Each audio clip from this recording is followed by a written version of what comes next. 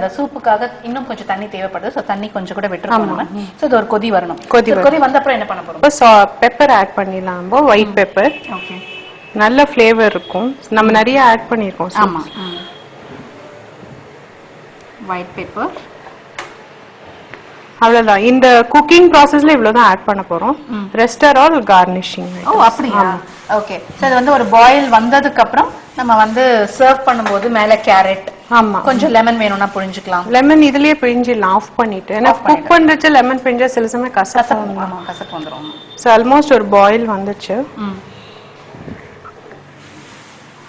எப்பவுமே சூப் வந்து சில பேர் கொஞ்சம் திக்கான கன்சிஸ்டன்சி ப்ரிஃபர் பண்ணுவாங்க. பட் ஐ திங்க் கொஞ்சம் இந்த மாதிரி வாட்டரி தான் ஆமா நல்லா இருக்கும்.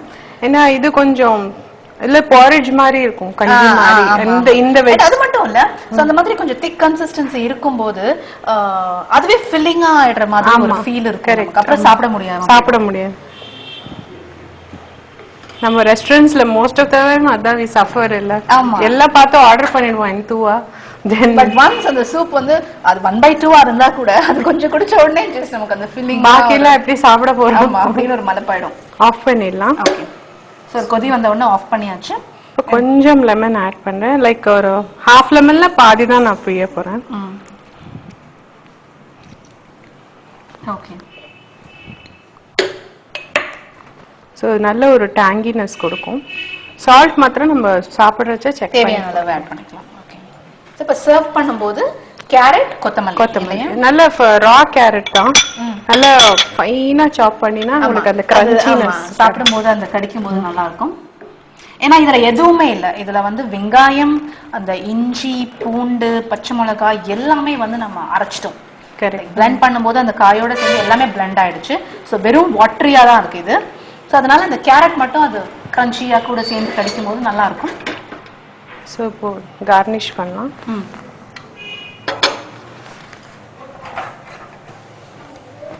நல்ல பொடியா நறுக்குன கொத்தமல்லி. ஆமா, இந்த கலர் காம்பினேஷனும் உங்களுக்கு நல்லா இருக்கும் பார்க்க.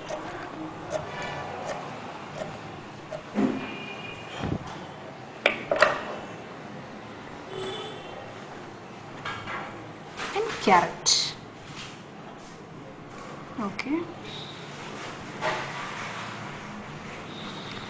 wow சூப்பரா இருக்கு பார்க்கிறதுக்கே. So that's the soup. Okay, நம்மளுடைய மஞ்சள் பூசணிக்காய் சூப் ரெடி ஆயிடுச்சு. நல்ல ப்ளீசிங்கான ஒரு கலர், நல்ல கொத்தமல்லி எல்லாம் நம்ம வந்து மேலே அழகா நல்லா ஃபைனாக சாப் பண்ணி போட்டிருக்கோம். இதோட டேஸ்ட் பார்க்கலாம்.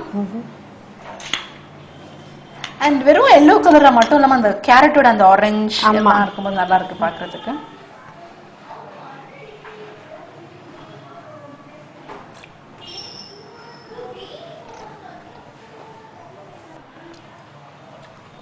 சூப்பரா இருக்கு. அண்ட் அந்த பூசணிக்காய்க்கு ஒரு ஸ்மெல் இருக்கும். ஆமா, அது சுத்தமா தெரியவே இல்லை இதுல ஸ்மெல் இல்லையா?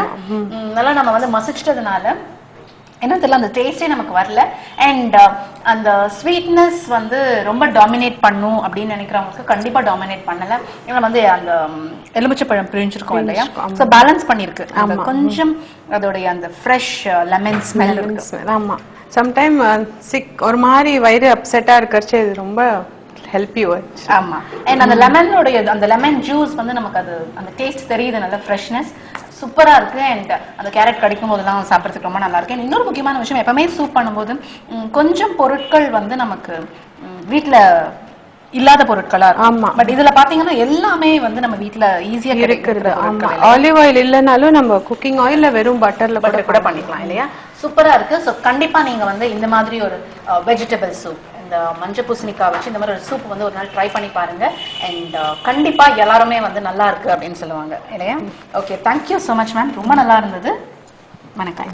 இன்னைக்கு நம்ம பார்த்த எல்லோ பம்கின் சூப், அதாவது மஞ்சள் பூசணிக்காய் வச்சு ஒரு வித்தியாசமான சூப் செஞ்சோம். ரொம்ப டேஸ்டியா இருந்தது அண்ட் ரொம்ப சிம்பிளானது கூட இல்லையா? நீங்க கண்டிப்பா வீட்டில் ட்ரை பண்ணி பாருங்க.